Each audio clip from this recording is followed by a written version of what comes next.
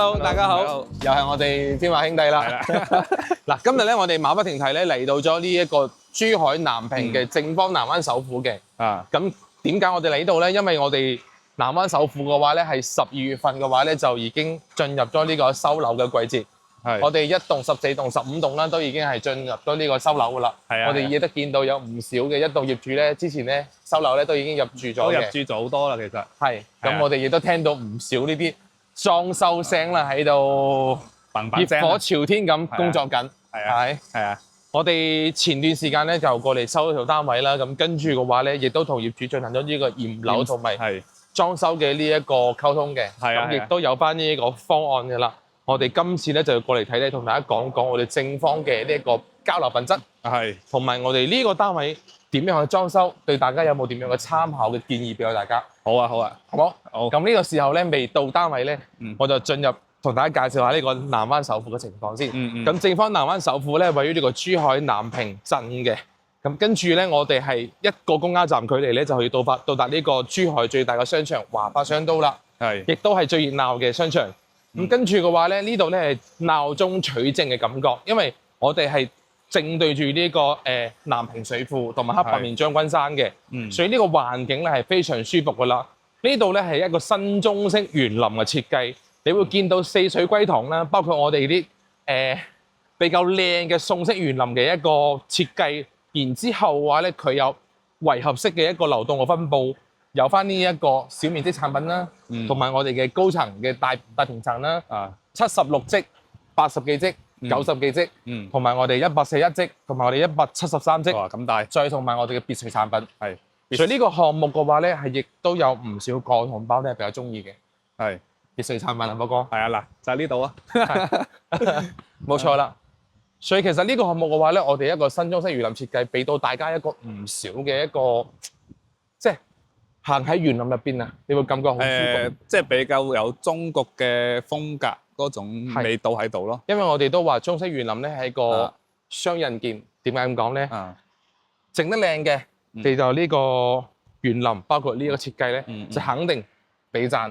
但係你如果整得唔靚嘅話咧，設計得唔好嘅話咧，就比較俗，就一個弊端啦。因為點解咧？管理好麻煩。包括嘅話咧，你後期嗰啲水係同埋園林嘅一個細心嘅一個維護。係好重要嘅，好啦，我哋冇咁多啦，我哋一陣上單位再同大家講講。好。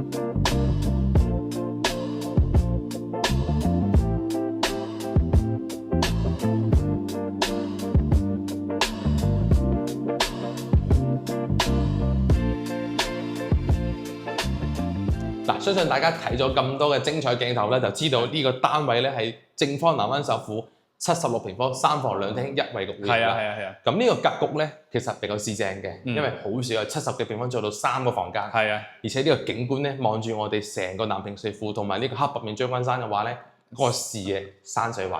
係啊，成幅山水畫咁咯。冇錯。但係我哋入邊嘅呢個精裝交樓嘅標準如何咧？我哋聽波哥同我哋講講，對唔對得住正方嘅呢一個咁靚嘅園林同埋咁靚嘅景啦？咁我哋啱啱見完嗰個中澳春城啦，咁同埋呢度啊，其實大家都各有千秋嘅。冇錯。咁我哋呢度咧，其實我哋之前咧收樓之後咧，就都貼咗啲標籤嘅。咁呢度咧，我哋見得到咧，其實好似鞋櫃呢邊啦，呢度咧其實都有啲問題啦，好似嗰啲門冇調正啊。呢啲膠邊有冇打好啦，呢啲咁樣咧，但係呢個咧到時都係要全拆重新做㗎啦。即係呢啲都係當時嘅正方嘅手工問題啦。係，即係佢啲櫃咧裝得嗰啲細節嘢咧，其實就差咗啲嘅。明白。係嗱，波波我問翻你啦，一般精裝膠樓發展商佢俾過嚟嘅呢啲櫃咧，究竟點樣嘅材質咧？其實多數嚟講咧會用裝嵌板，即係我哋講嘅蔗渣板啦，一個咧就係顆粒板，都有部分咧開發商會用到多層實木嘅，明白，同埋歐桑板嚟做嘅。呢啲板嘅話咧，喺一個使用過程中嘅話咧，時間長咗係咪會有少少變形發脹感覺？如果係唔潮濕情況下咧，嗰個裝嵌板咧同埋顆粒板啦、歐桑板咧，其實變形機率就係細啲，但係咧佢嗰個走合力咧就差嘅，同埋一個咧環保性就差嘅。因為我依家有部分住緊精裝交付之後嘅產品嘅業主咧，都同我反饋過，依家咧有部分發展商嘅產品咧就開始變形啦。係啊，所以其實喺我哋南方呢一帶咧，即係廣東呢一帶啦，其實會有個回南天嘅。OK。所以其實我建議嗰櫃咧就唔好做啲咩裝嵌板啦，同埋顆粒板嘅。好。其實喺北方冇問題，北方可以冇問題，但係呢邊咧我哋多數做咧其實多層實木，做櫃體啦、歐桑門板做櫃門啦。OK， 係啊，咁我哋業主設計入邊咧，呢度都係拆㗎啦，嗬。係呢度都要拆嘅，因為咧格式嚟講咧，可能都未業主覺得唔係幾啱佢使用咯。明白，係啊。OK，咁我哋睇翻嗰個廚房咧，廚房都黐咗嘅。咁啊呢度咧其實都有啲都係邊位啲膠邊咧收得比較差㗎啦，好似呢啲邊已經嚟罅嘅。其實有機會咧就係呢個台面已經係變咗形嘅。哦，變咗形嘅，所以其實嚟罅㗎啦。所以呢個都墜咗落去可能。係啊，所以呢啲就係一個細節問題啦。有啲門啊，又凹又凸啊咁樣咯。呢個調嘅問題同埋我哋嘅油煙機啦，其實呢度咧我哋見得到咧暗鍵嘅。其實而家新款好多開發商配咧，其實全部都係嗰啲感應㗎啦，智能啲㗎啦。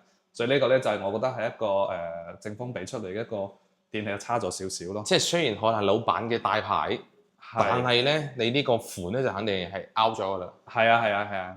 OK， 嗰個燃氣爐都配咗嘅，其實消毒計都配咗喺度嘅啦，都係老闆嘅。明白。但係咧呢個咧做得比較好咧，我覺得就係呢個連動門啦。連動門。咁啊連動門咧呢個咧其實呢一套落嚟咧其實都要萬幾蚊嘅。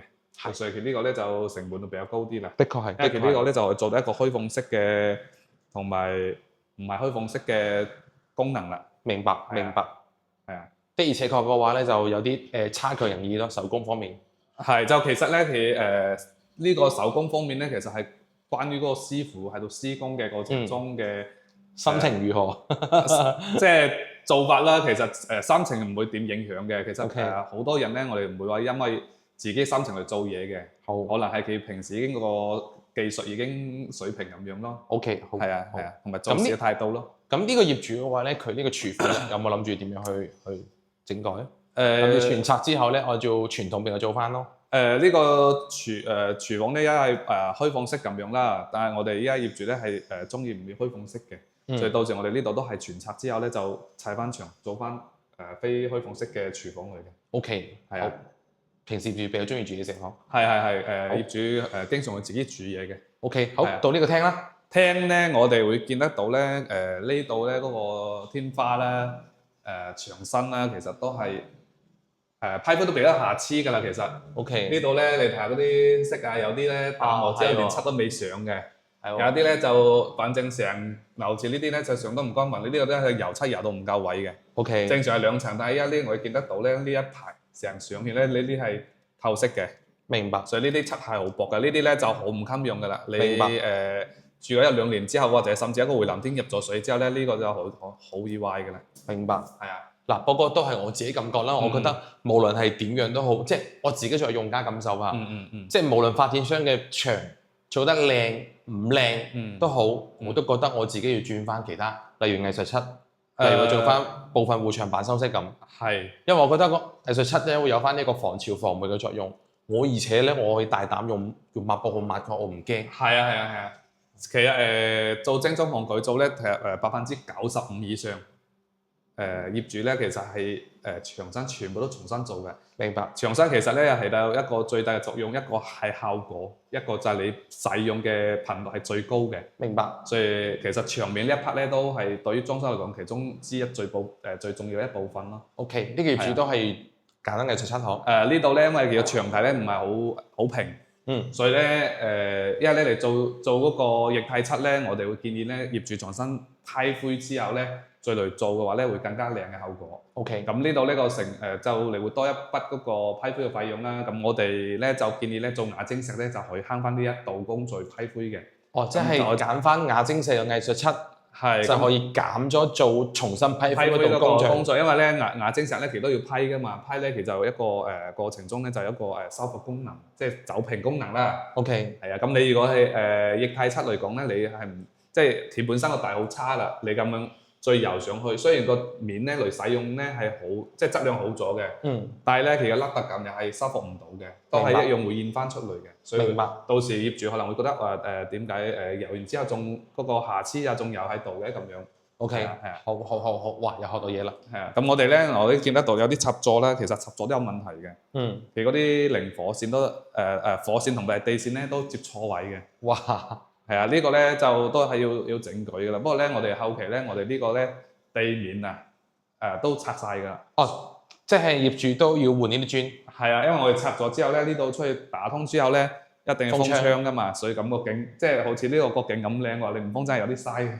明白。唔係咁封咗之後出去之後咧，嗰個廳咧就大咗好多。所以你哋亦都夠膽咧去，即係有翻信心啦，冇話夠膽啦，即係有翻信心咧去進行呢一個插掣嘅整改咧。因為你拆地磚要整到電線㗎嘛。係啊，因為拆嘅過程中咧係100%咧保證唔到咧會打爛到線嘅，因為咧每一套單位同埋每一個樓盤咧，佢施工過程中咧唔一定係標準走嘅。OK。咁你到打地磚嘅情況下，呢個大炮雷㗎嘛，個機咁一打嘅時候咧就好容易打到線嘅。但係我哋嘅師傅咧盡量係一啲一啲打，係揾到嗰個線嘅走向之後咧，避免去打爛嘅。明白。咁多數都會有一啲㗎啦。OK。係啊。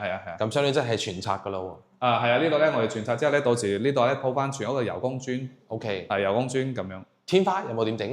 天花咧都會做翻啲燈槽嘅。燈槽。因為呢度咧我哋要加翻風盤機，因為依家個空調咧設置咧就係掛機類嘅。哦 ，OK。掛機啦，呢個口喺度，其實呢個位置咧都唔啱㗎，嗰個機咧冇能咁樣放㗎嘛。明白。比較難睇，所以我哋到時呢度拆咗之後咧，就全部做晒風盤機嘅。好，係啊。即係做翻風盤機嘅嗰個效果。係啊，咁我哋呢度一通鋪出去之後咧，呢度咧就做啲家政櫃啦、洗機櫃啦，都係呢一邊咯。即係做翻我哋傳統㗎啦。係啊。好啦，不過我又想問翻你啦。咁部分業主咧，可能咧係封窗呢個情況咧，會做翻猶豫嘅。究竟封定係唔封好咧？我想聽下你嘅意見。其實咧，我覺得咧，好似我哋第一站就要去裝嗰個錦繡國際花城嘅。咁嗰度咧，其實咧有兩個陽台。咁有兩個陽台情況下咧，我覺得咧可以保留一個細陽台咧，冇風都得嘅。但係亦都可以封，但係我有時咧建議唔通鋪，點解咧？嗰度咧可以嚟放洗衣機啊、洗手盤啊之類嗰啲。咁你呢個咧有一個咧就機會咧可能會用水比較多嘅。OK。冇通鋪嘅好處咧就係萬一即係你用嘅時間耐咗，突然之間條管甩咗啦、漏水啦，咁起碼間屋咧係唔會入到屋企嘅嗰啲水，咁樣安全啲。明白。咁你封咗窗咧就可以保證咧。你呢個空間係乾淨嘅，但係呢要有個費用嚇，即係封窗肯定多個費用嘅。但係呢個首先咧業主自己去衡量，你出唔出呢一筆費用去封窗咧？咁唔封嘅話咧，一樣都可以用嘅，就係平時可能你要經常去打掃衛生咯。明白。係啊。嗱，我覺下我在用家嘅感覺啦，我經歷過冇封窗同埋封窗嘅一個生活嘅。之前未封窗之前咧，我經常要換鞋出嚟，因為點解咧？你見到啦。咁多啲灰塵咯，同埋啲地面咁邋遢，我屋企係拖乾淨噶嘛，我冇可能着同一對鞋出嚟噶嘛，所以咧我要換鞋出嚟洗衫，然之後咧同埋咧去晾衫、曬衫，然之後平時呢一段時間咧仲要攞噴槍嚟清潔呢個陽台要洗，因為好邋遢。咁每次落完雨之後咧，呢啲水嘅痕跡咧就好多灰塵噶啦，而且嗰陣時我住28樓，你知唔知一樣咁多灰塵喎？落大雨嘅時候咧，好多飛蟻飛入嚟。你一定要嗱嗱聲關住呢道窗，因為我冇裝紗網啊嘛，呢度趟門啊嘛。嗰陣時候咧就好辛苦噶啦。好啦，依家我經歷咗封窗啦，封窗之後咧，可能我通風效果咧就真係冇你企喺呢度咁舒服少少咯，係啊。但至少嘅話咧，我呢度乾淨咗。然之後咧，我又做翻咗我女嘅嗰個兒童天地。跟住嘅話咧，我一樣有翻少少推窗嘅話咧，有翻陽台嘅感覺。所以其實對於我嚟講咧，我依家接觸咁多業主嘅話咧，佢哋都係中意封窗。亦都有部分業主咧冇風窗嘅，有露台感覺嘅，但係你都有問翻我，依家可唔可以加風窗？因為後期再加風窗咧係一個工程比較複雜嘅問題啦，因為你要涉及到屋企入邊會俾好多灰塵，重新整改㗎啦。因為你裝修完咧再加風窗咪唔得嘅，當然可以加嘅，但係咧你就會影響你個生活嘅居住情況咯。冇錯，所以一定要考慮清楚封定唔封。係呢個景真係唔錯。係啊。好，睇翻我哋嘅房間。咁我哋格局咧就唔會點改動㗎啦，即係唔會話 book 牆啊 book 太多呢啲㗎啦。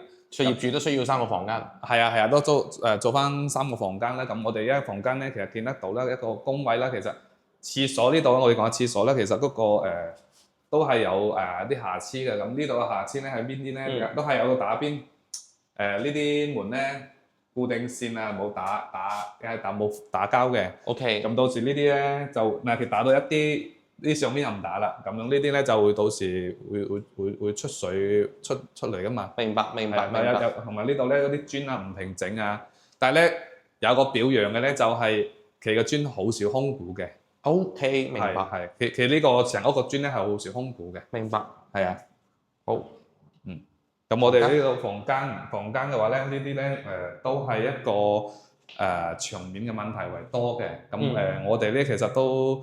問題唔大啦，因為我要重新都做個藝術漆㗎啦，所以就到時後期都要重新再去修復嘅。但係我見到啲地板好似凹得不平喎，地腳線嘅話咧，好似同啲地板嘅都會有形成唔到直線嘅。因為佢呢個咧就係佢原來嘅一個過砂漿之後呢個水平咧冇爪平，唔係特別平嘅，所以黐出嚟咧就會有高低啦。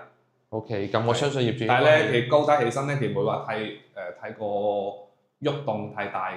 OK， 都可以，即係嚟講咧就係都可以接受嘅，但係咧啲罅咧就最後打翻啲膠咧會靚仔啲嘅。明白。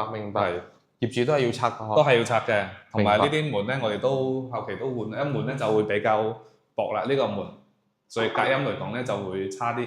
哇！而且我見到呢個房間地腳線嘅話咧，係已經波浪線啦，見到。係啊，嗱呢啲已經就呢邊咧就呢啲邊邊咧都係冇封邊嘅，同埋呢度咧嗰個板咧就斷咗啦。嗱，你睇你身後邊嗰條地腳線，係啊，波浪線嚟。呢個咧就係牆唔平咯，即係呢啲罅咧就係牆唔平咯。所以真係要靠你哋去做翻裝修咧，去修復翻靚佢。係啊，所以精裝房嚟舉做咧，其實都會有啲咁嘅瑕疵咧，就處理嘅。所以佢光咧其實會比個清水樓會更加多啲。明白。我見到門呢度啦，你都黐咗唔少貼紙嘅。係啊，門嗰啲其實佢嗰啲收邊位啊，全部都係冇處理好嘅。即係有啲嘢咧就冇細節，好似呢度打尾房一樣，打一啲又唔扭一啲咁樣。明白。係呢啲咧，其實都係師傅施工嘅問題嚟嘅。OK， 好，咁跟住嘅話咧，我哋主人房，因為房間嘅佈局肯定係做櫃啦。做櫃同埋做翻我哋嘅有啲可能做榻榻米，有啲可能做書房，有啲可能做翻衣帽間。咁主人房呢度肯定係一個3邊落床嘅。呢邊係一個床啦，咁呢邊我哋就唔做櫃㗎啦。櫃啱啱係我哋嘅左一房咧係一個衣帽間嘅。OK。咁呢度咧就放一張牀啦，咁兩邊放個床頭櫃之後咧，呢度就空間咧睇身會比較舒服啲，比較闊啲嘅。明白。好，如果係成個過程落嚟，我哋拆打啦，包括再重新去裝修晒呢間屋嘅話咧，我哋嘅費用預算係會去到幾多咧？咁依家好似我哋依家傾個方案咧，就大概係17、18萬到20萬出頭咁樣嘅。OK， 即係拆晒，包括咧重新再揀翻業主中意嘅材料，同埋換晒啲燈光，然之後做晒藝術漆。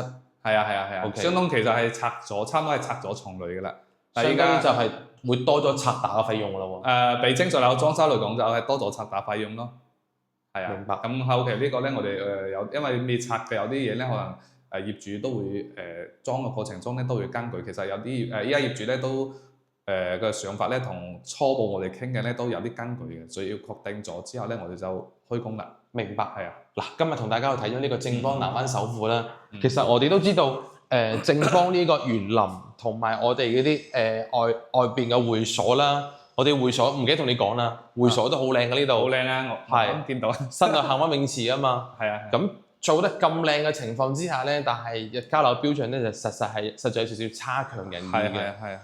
希望佢可以將園林同埋呢個會所做咁靚之餘嘅話咧，佢嘅交樓品質呢個手工咧都提高咗佢。呢個展示面做靚咗之後咧，我相信嘅話咧，其實非常唔錯嘅，業主就唔會花更加多嘅錢咧，再去重新執。我寧願係即係我寧願係用你微改或者係叫做錦上添花咁嘅感覺裝修仲好。但係希望我哋後期嘅話咧都做得更好咯，係咪？係啦。所以接落嚟要睇你嘅表現㗎啦，波哥。好。將呢個單位裝修靚啲，交俾業主一個溫馨靚嘅屋企，係必須嘅，好冇？好，咁我哋而家接落嚟咧要去感受國際花城，係咪？係。好，我哋一陣見，好，拜拜。